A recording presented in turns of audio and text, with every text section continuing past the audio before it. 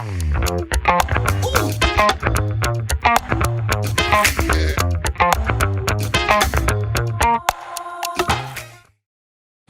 Sobat Entrepreneur, selamat pagi, selamat siang, selamat sore, dan selamat malam dimanapun kalian berada.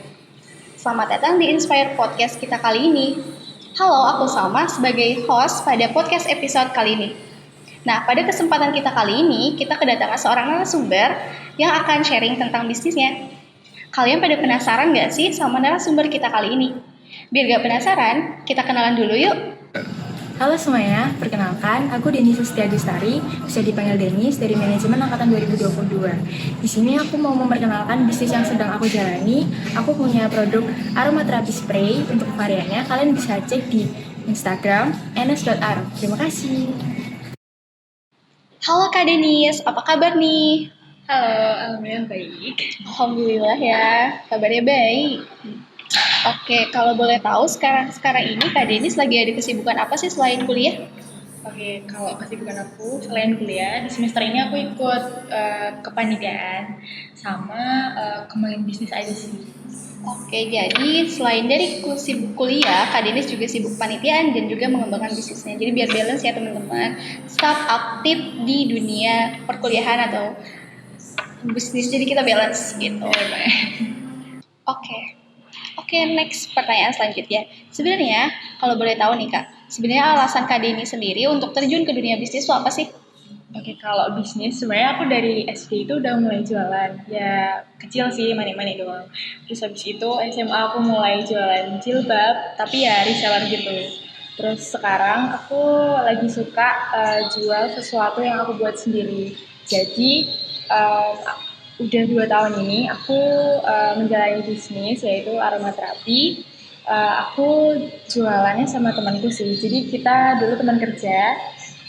Dia dulu dia sekarang di bagian R&D dan QC. Terus posisi aku kerja terakhir itu di staff warehouse. Jadi dia yang buat produknya, terus aku bagian yang lain kayak inventory-nya dan lain-lain kayak gitu. Oke, jadi awal mula Kak Denis untuk memulai bisnis itu enggak dari sekarang-sekarang ini ya Kak, cuman dia dari udah mulai bisnis kecil-kecilan itu dari SD, SMA, terus juga sekarang ini. Kalau SD itu dia kayak jual manik-manik kecil ya kayak, terus SMA dia jual jadi reseller hijab, kerudung gitu.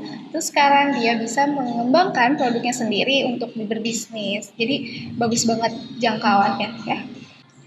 Oke nih Kak Denis, sebagai pengusaha di bidang sleep tech, bagaimana cara Kak Denis melihat perkembangan bisnis di bidang aromaterapi dan kesehatan tidur pada saat ini? Jadi sleep tech itu kan tercipta, kami rancang, kami buat atas keresahan kami sendiri. Jadi waktu dulu pas zaman-zaman COVID itu kan banyak aktivitas yang kita lakukan di rumah, kayak sekolah, kerja dan lain-lain. Jadi banyak aktivitas yang harusnya kita lakukan di siang hari itu tuh jadi kayak berkurang gitu. Terus kebanyakan kita kan istirahat atau tidur gitu ya. Nah terus nanti malamnya itu kita pasti kayak nggak ngantuk gitu. Kayak jadi banyak banget teman-teman kita yang jadi insomnia gitu. Nah karena itu kan mulai bingung nih dan ngerasa kalau jam tidur kita tuh jadi berantakan. Di situ kalau misal jam tidur berantakan juga kan kalau buat jangka panjang nggak baik ya buat kesehatan. Nah, jadi solusinya selain menjaga pola hidup yang sehat, olahraga dan lain-lain, ternyata ada solusi lain nih, yaitu aromaterapi. Jadi gitu sih Kak. Oh, jadi Kak Denis sendiri melihat perkembangan di bisnis ini itu karena keresahan pada jam tidur ya Kak ya awalnya gitu. Jadi dari siang tidurnya harusnya malam jadi ke siang dan kegiatan yang lain malah sebaliknya gitu. Nah, cara Kak Denis sendiri melihat perkembangan bisnis pada saat ini, dia melihat peluang itu yaitu eh, jam tidur yang berantakan biar lebih nyenyak gitu ya Kak ya. Oke nih, kalau boleh tahu bagaimana cara kakak memilih produk atau solusi tertentu yang akan ditawarkan oleh Sleeptime, dan bagaimana sih produk tersebut dapat membedakan dari produk-produk kakak yang lain? Oke, jadi karena tadi aku udah bilang kalau aromaterapi itu bisa jadi salah satu solusi buat menyelesaikan permasalahan tidur, yang kita lakuin itu adalah memilih packaging dalam bentuk spray. Jadi yang pertama dia itu lebih fleksibel dipakai di mana aja dan kapan aja. Yang kedua dia nggak membutuhkan energi seperti listrik atau baterai. atau api buat nyalain kayak lilin gitu. Terus yang ketiga, karena yang membedakan produk ini dari produk aromaterapi lain mungkin kalau produk aromaterapi lain itu menggunakan parfum untuk aromanya. Kalau produk kita itu benar-benar dari essential oil buat aromanya. Terus kita juga udah pilih aroma yang benar-benar menenangkan dan benar-benar bisa mengubah suasana ruangan gitu.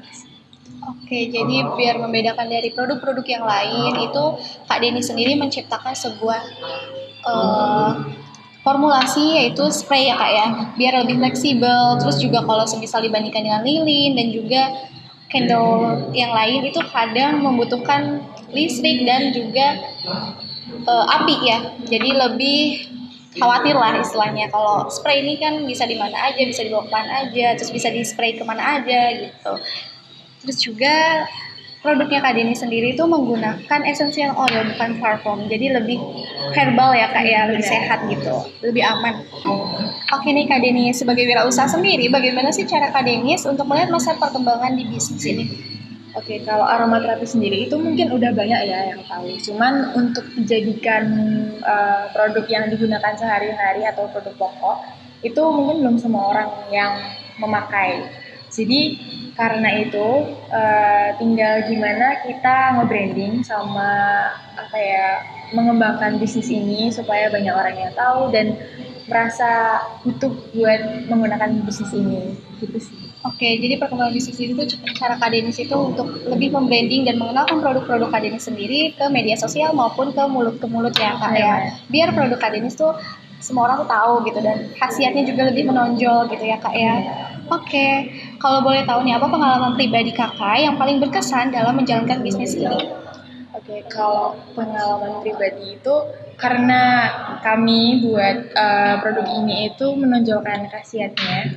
Jadi kalau misal ada orang yang udah beli, udah coba dan dia bilang kalau produk ini benar-benar menenangkan dan mempercepat tidur tuh aku seneng banget karena ternyata pesan yang kami ingin sampaikan tuh tersampaikan. Jadi benar-benar yang senang gitu, puas karena uh, khasiatnya benar-benar dirasakan gitu sih. Oke, jadi pengalaman pribadi itu dari manfaat yang tersampaikan ya Kak ya, dari manfaatnya produk itu kayak dipakai oleh konsumen itu tersampaikan dengan baik gitu. Jadi kalau yang susah tidur jadi bisa tidur Iya, dengan nyenyak gitu. Oke, kalau boleh tahu sejauh ini apa sih tantangan terbesar Kakak yang menghadapi selama perjalanan atau membangun usaha ini? Oke, jadi karena kami, aku dan temanku itu buat bisnis ini berdasarkan modal nekat ya. Jadi karena aku dan teman aku bukan dari bidang pemasaran waktu itu dan belum banyak belajar tentang masalah itu.